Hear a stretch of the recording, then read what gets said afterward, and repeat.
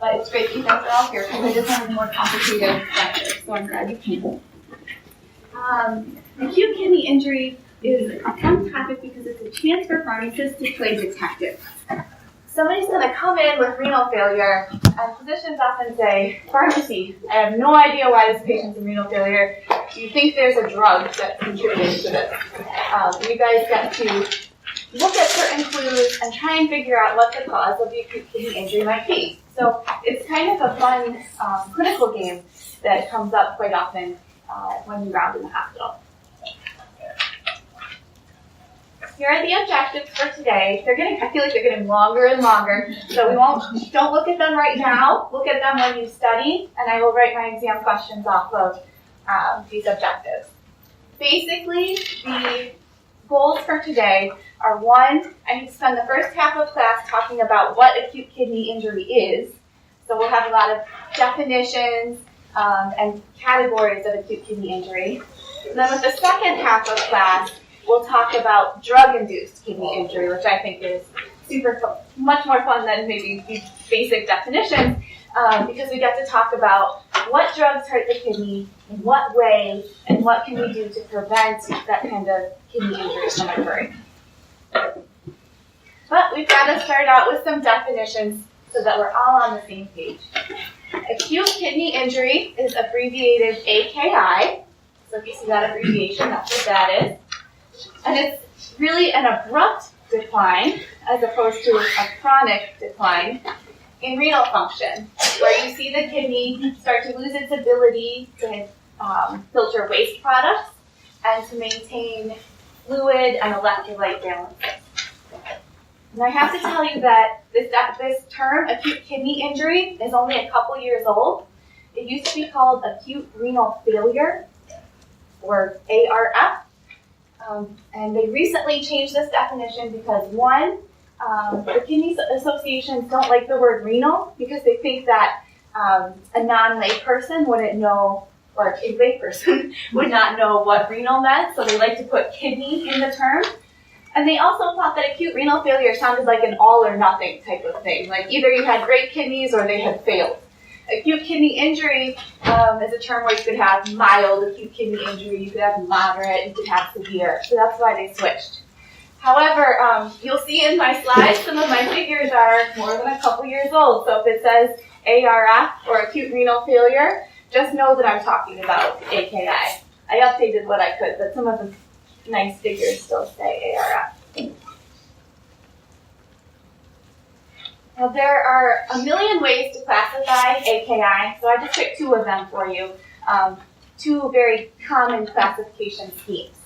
One has to do with creatinine, and one has to do with urine output.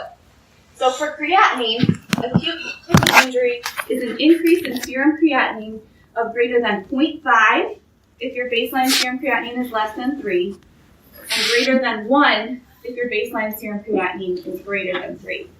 Now, the reason they had to make that distinction is that if your baseline creatinine is already 3, that means you have pretty poor kidneys to start with, and poor kidneys aren't so good at tightly regulating your serum creatinine level. So it might change a little bit from day to day if your serum creatinine is above 3. So that's why we look for a bigger jump if you have poor kidneys to start out with. Does that make sense? Okay, great. The second definition of acute kidney injury comes from urine output, and these definitions will be important to know for the exam and for life. The first one is anuria, which means that a patient is making less than 50 milliliters of urine a day. An in Greek or Latin means no, and urea means urine. So essentially these patients are making no urine. 15 ml, that's nothing. Oliguria means that you're making 50 to 500 milliliters of urine a day. Oligos in Greek means some, so it's saying that you make some urine. Non-oliguric is just as it sounds. It means you're making more than just some urine. You're making greater than 500 milliliters a day. You might still have acute kidney injury, but you're still able to produce a large amount of urine. The last couple of definitions that are important to know would be the term azotemia. Azotemia refers to the accumulation of nitrogenous waste. By nitrogenous waste, I mean elevated serum creatinines and elevated BUNs. Uremia is a clinical syndrome that develops when you have azotemia. So, for example, if a patient goes into acute kidney injury, they might not know that they have poor kidneys until they start feeling nauseous or throwing up. If the waste products build up high enough, they can cross the blood-brain barrier and cause mental status changes as well. So uremia is not just the elevated lab values telling you that you have high waste products in the blood.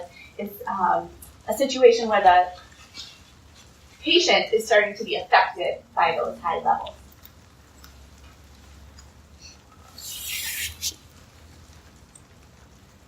So now that we have the definitions out of the way, I have to harp on what a sad thing it is to get acute kidney injury because it is associated with increased morbidity and mortality.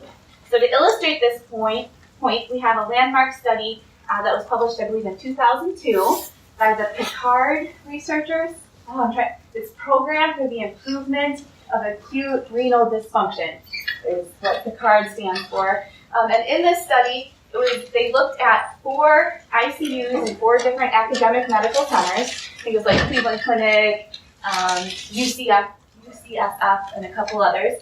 And they looked at outcomes based on whether a patient was non-oliguric, meaning they might have had some AKI but they were still producing urine, versus if they were oliguric, which means they're making some urine, but it was significantly reduced. And anuric patients fell in this category as well. As you can see, if you have acute kidney injury that's bad enough that you start making less urine than usual, you have a higher hospital mortality, you have a higher chance of dying in the ICU, and your 28-day mortality is worse, and you have a much lower chance of having your renal function recover.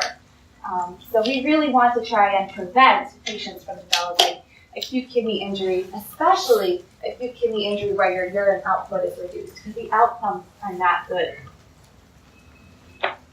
The last figure I have to illustrate how poor these outcomes are came from a study published around the same time as the Picard study. On the x-axis here, we have different types of patients that were admitted to the ICU. We have patients that didn't have any renal failure, and so of course didn't require hemodialysis.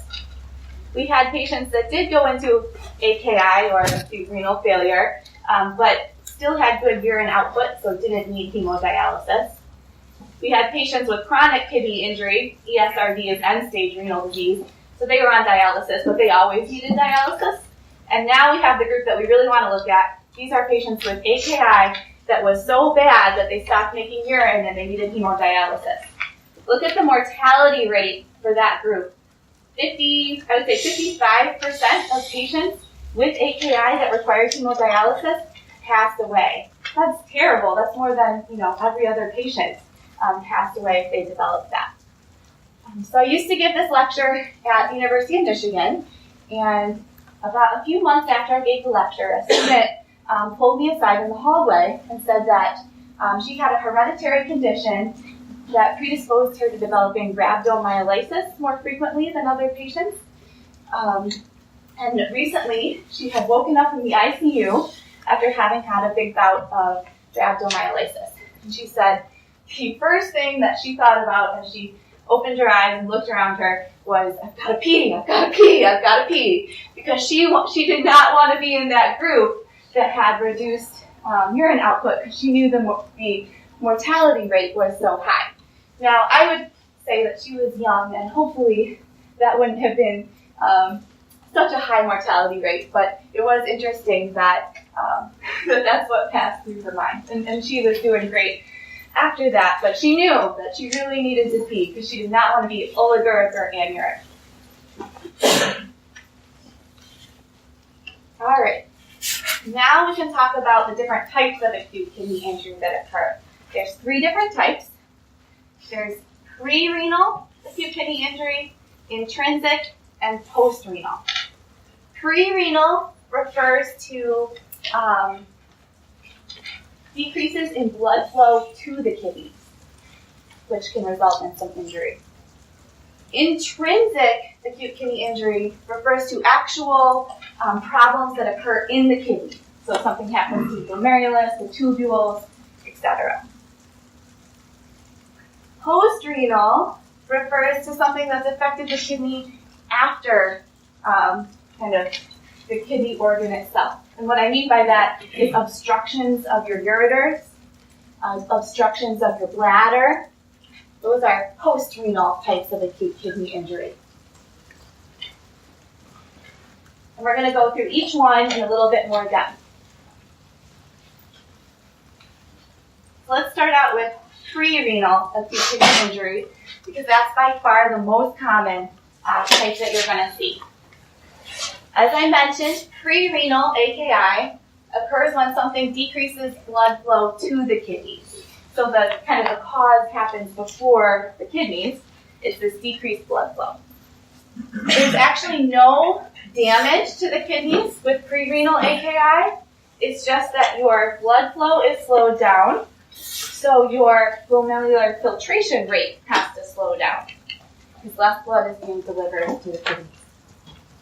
Now, of course, anytime you cut off blood flow for too long, there will be damage. That will fit into the intrinsic AKI.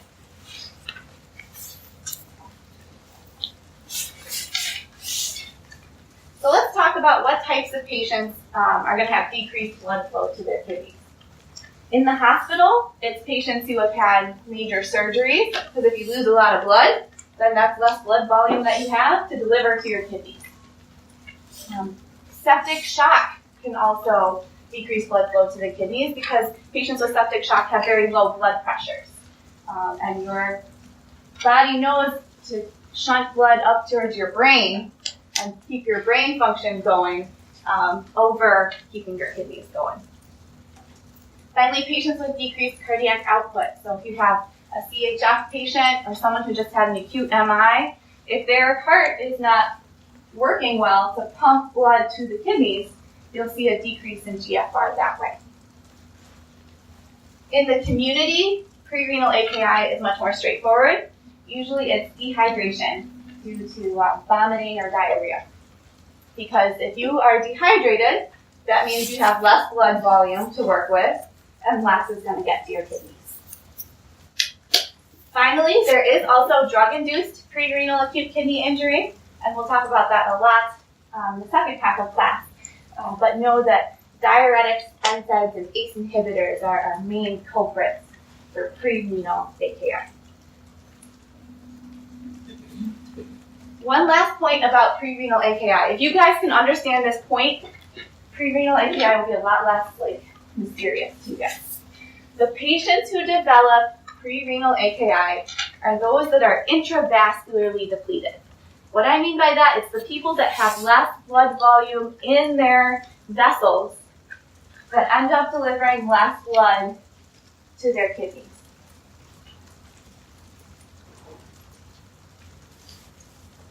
So for example, patients with CHF have reduced cardiac output, and so they end up having decreased renal blood flow. Patients who have low proteins in their blood, remember that fluid likes to travel from areas of low concentration to high concentration? If you have low levels of albumin in your blood, fluid is going to leave your vessels in search of other places. And those people have decreased intravascular volume. They may look really fluid overloaded. For example, an ascites patient has a lot of fluid on board, but that fluid isn't in their blood vessels.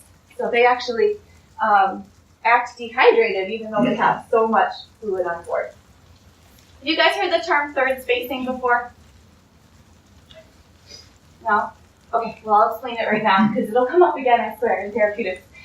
The first space is supposed to be your blood vessels. I tried to draw this here. The second space is your cells. And the third space is in between your cells.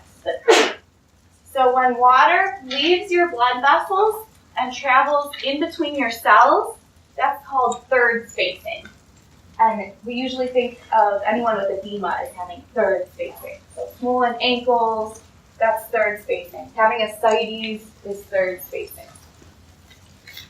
There's less volume in their blood vessels, even though there's lots of fluid on their body.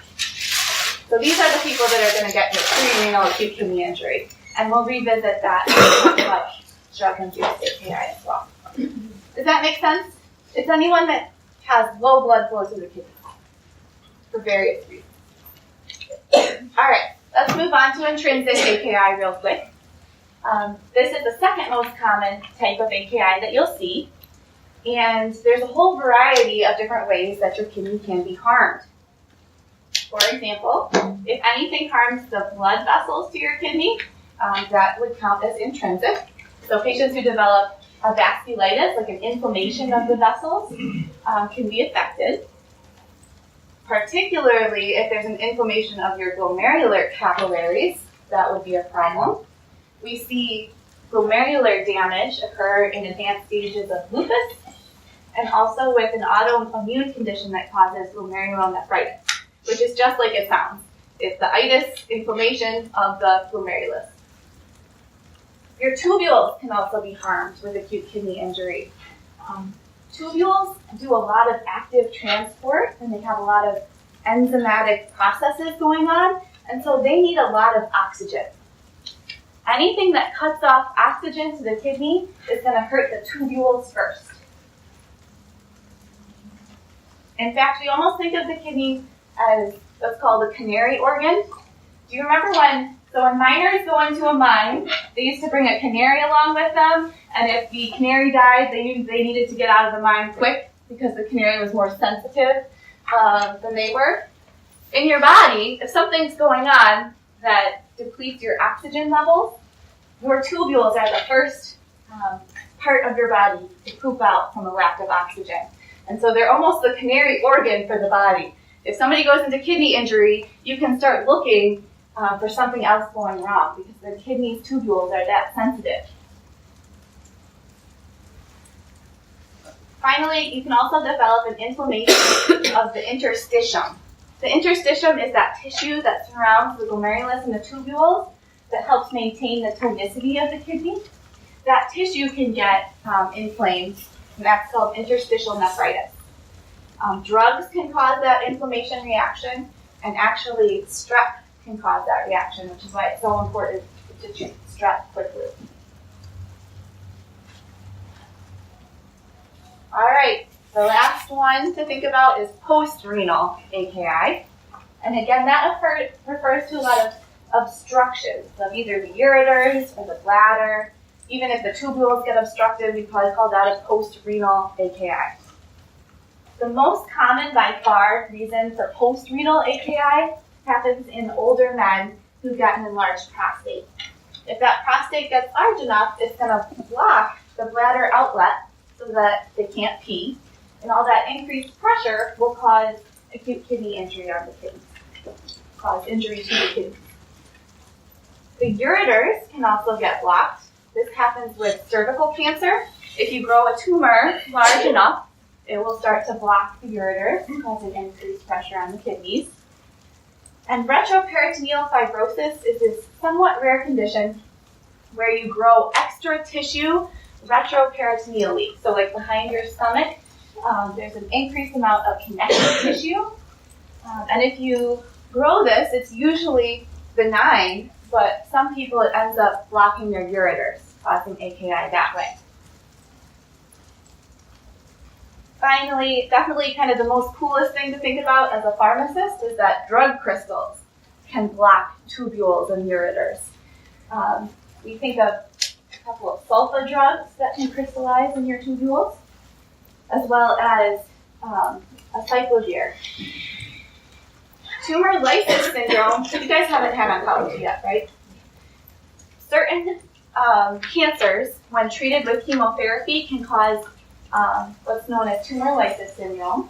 That just means that as the tumors crack open, they release all of their contents into the blood, and tumor cells are full of uric acid. So uric acid crystals can end up clogging your tubules if you have tumor lysis syndrome. Finally, calcium oxalate. You know where that might occur? It's just a fancy description of what's in kidney stones. So if someone gets kidney stones a lot, they might get acute kidney injury.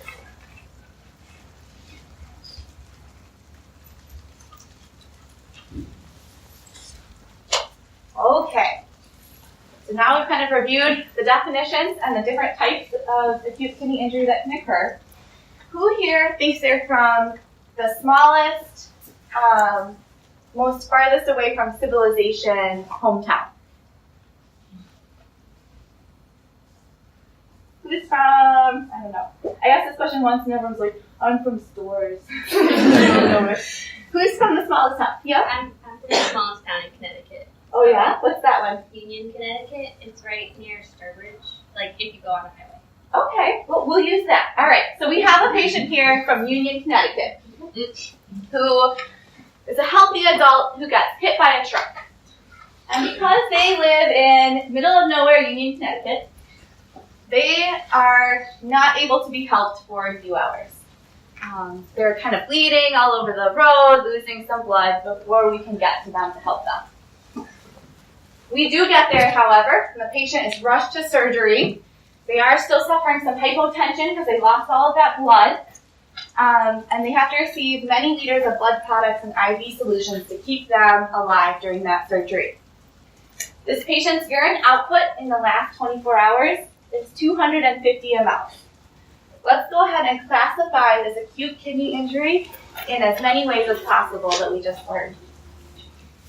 Let's look at the urine output first. What kind of kidney injury does this patient have? Oliguric. Beautiful. They're oliguric. They're not making no urine, but the amount of urine is reduced for sure.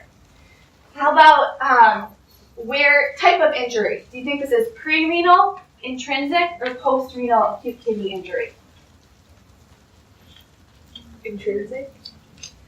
I heard pre-renal and I heard intrinsic. I would say both of those are right. I would say when he first started bleeding and his blood volume was reduced, that was pre-renal. Since this patient wasn't able to be helped right away and developed a lot of hypotension, probably the tubules got affected too, which would make it intrinsic.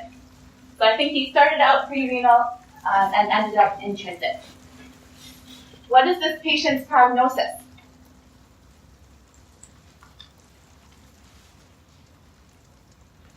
How about, is it good, medium, poor? 4, yes. And his kidneys are injured so bad that he's not making as much urine before, which is associated with like a 50% survival rate if he ends up needing acute kidney injury, or needing hemodialysis to help with his acute kidney injury. So this would be a sad story, but I made it up. So he did great. He recovered. He returned to Union, Connecticut, where he lived a happy and healthy life.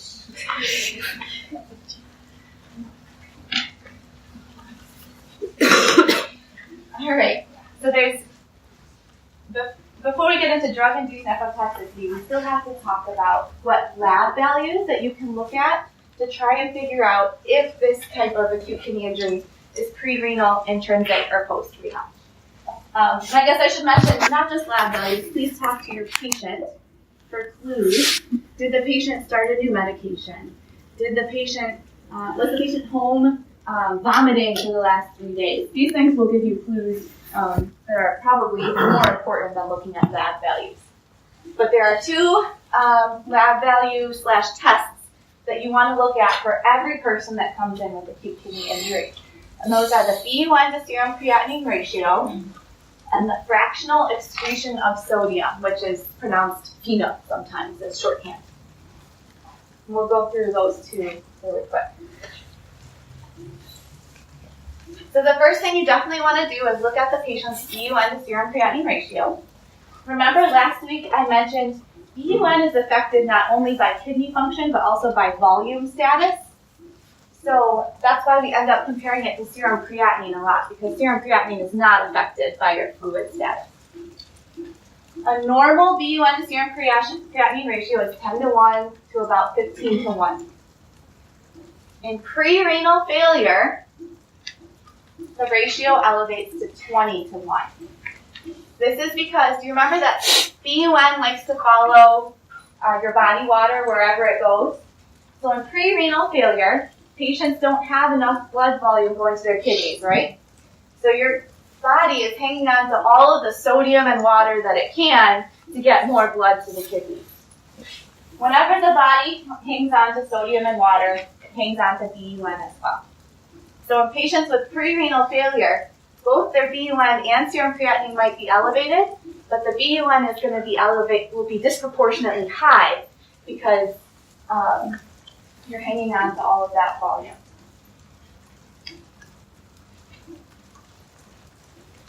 Does that make sense? I feel like I mess up BUN every single time. BUN just likes to follow your body water. In pre-renal failure, you don't have enough blood volume, so you're hanging on to all the water that you can, so you're hanging on to all the BUN that you can too. In intrinsic and post-renal AKI, blood volume isn't the issue. Something else has gone wrong. So patients with intrinsic or post-renal AKI will have a normal BUN to creatinine ratio of 10 to 15 to 1. Does that make sense? Let me know if it doesn't help. I'd readdress it after break. The next thing that we look at is your fractional excretion of sodium. And this is actually similar a little bit to the BUN scenario. It helps us identify if someone's in pre-renal failure or if they have some other type of renal failure. So your fractional excretion of sodium is the percentage of sodium that's filtered by the kidneys that comes out in the urine. In pre-renal AKI, you don't have enough blood getting to the kidneys, so your body is hanging on to all of the sodium and water that it can to try and increase that blood volume. So in pre-renal AKI, you're not peeing out a lot of sodium. Your body is compensating by keeping that sodium and water reabsorbed. So in pre-renal AKI, your fractional excretion of sodium in the urine is going to be low, less than 1%.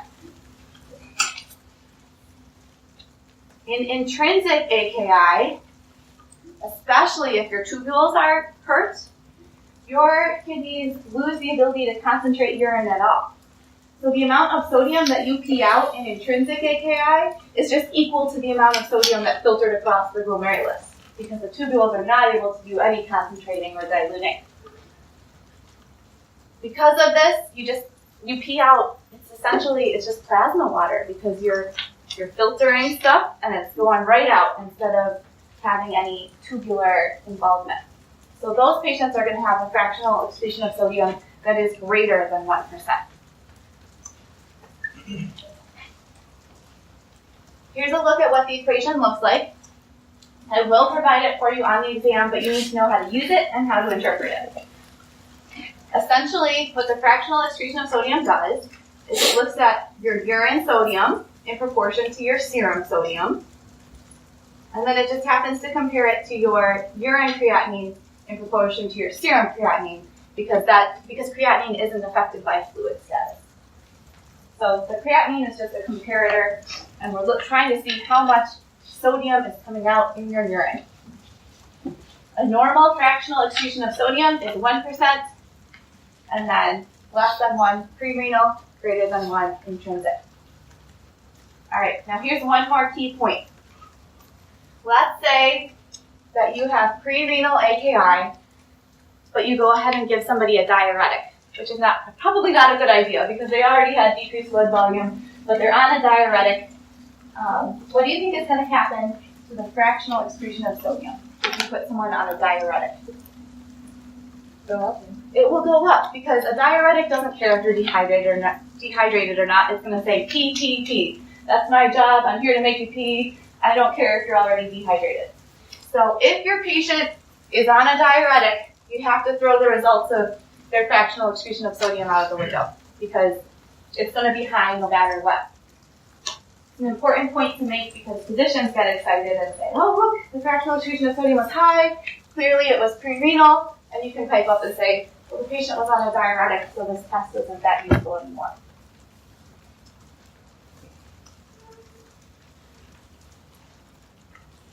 So here's just a table to help you guys study. It just pretty much goes through pre-renal, intrinsic, and post-renal types of acute kidney injury. With pre-renal AKI, you have less blood flow to your kidneys, so your body is conserving all of the water that it can. Because of that, your pee is going to be dark yellow, it's going to have a high specific gravity, and you're going to have high BUN to serum creatinine ratio and a low fractional excretion of sodium because you're hanging on to all of that sodium. It's not coming out in your urine. With intrinsic and post-renal, the opposite is true. You're going to have a fractional excretion of sodium greater than 1% and a normal BUN to serum creatinine ratio. So finally, the question I was asking myself as I was coming up with these slides was, why do we care? Why do you care if somebody's in pre-renal versus intrinsic or post-renal AKI? And the issue is, the treatment for your AKI is going to depend on the type of injury. If somebody is pre-renal and they're not getting enough blood to their kidneys, the number one thing you can do for them is give them IV fluids. That's going to increase their blood volume. It's going to increase the amount of blood that gets to the kidneys. On the other hand, if you have intrinsic or post-renal AKI, let's say you're not making a lot of urine. If I go ahead and tank you up with IV fluid, there's nowhere for that fluid to go. It's just going to end up fluid overloading you, making it difficult for you to breathe. It's not a good idea to fluid overload someone who's not able to make urine because they can't get rid of any of that. They end up looking like the Michelin Man. Because of that, for intrinsic and post-renal AKI, you should not start fluids. You should keep them euvolemic, but you have to be very careful not to fluid overload them. All we can do is identify the cause of that AKI, remove it, and watch and wait.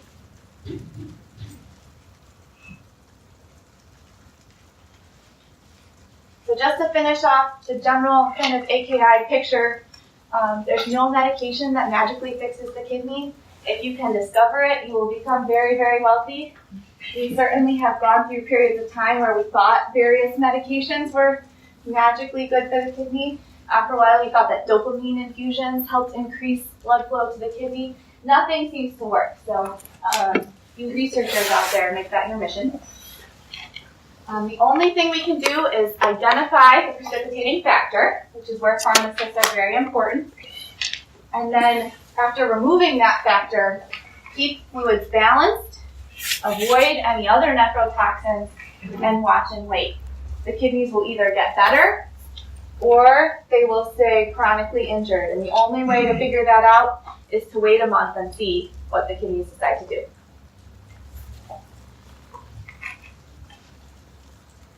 All right.